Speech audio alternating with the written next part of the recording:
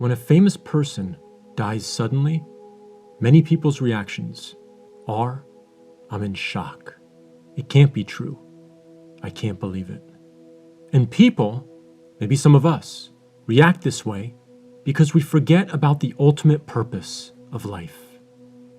We get caught up in the routines and get distracted by everyday life. And we don't have death foremost in our minds. But the reality is that over 150,000 people die per day. And so some people may say, so what if such and such famous person dies? So many other people have died on this day. But I would submit that there is, for lack of a better word, value, a type of silver lining in the collective shock felt throughout the world when someone so prominent dies suddenly. Because everybody is talking about it. And death during this time becomes less of a taboo topic of discussion. And so maybe from this perspective, perhaps it's a good time for dawah, and it's a good time to remind one another about death. And it seems like every so often, Allah wills that someone really, really famous dies suddenly, simply to remind us that death can happen at any time, anywhere, and to anyone.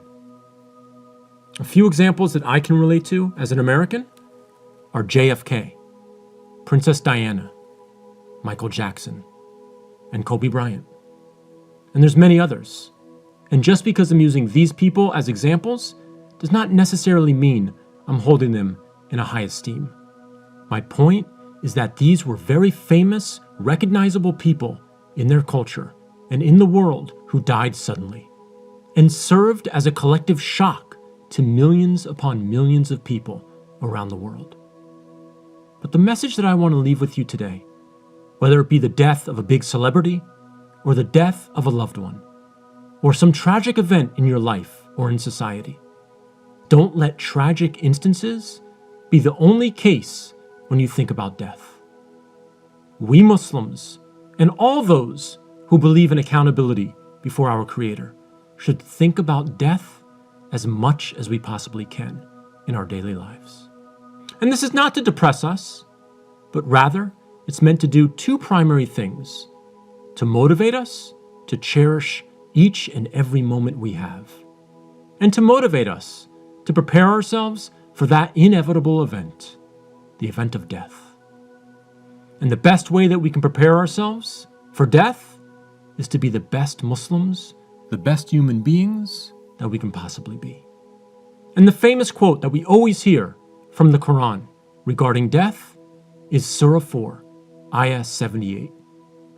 Wherever you are, death will find you out, even if you are in towers built up strong and high. But the ayah immediately before it is just as important, in my opinion. It says, "Short is the enjoyment of this world. The hereafter is the best for those who do right." And a man came to Prophet Muhammad, peace and blessings be upon him, and asked, "When is the hour of judgment?" And the Prophet, peace be upon him, answered, "What did you prepare for it?" May Allah guide us all to remember that death can happen at any time, and may He guide us to be prepared for it. Ameen.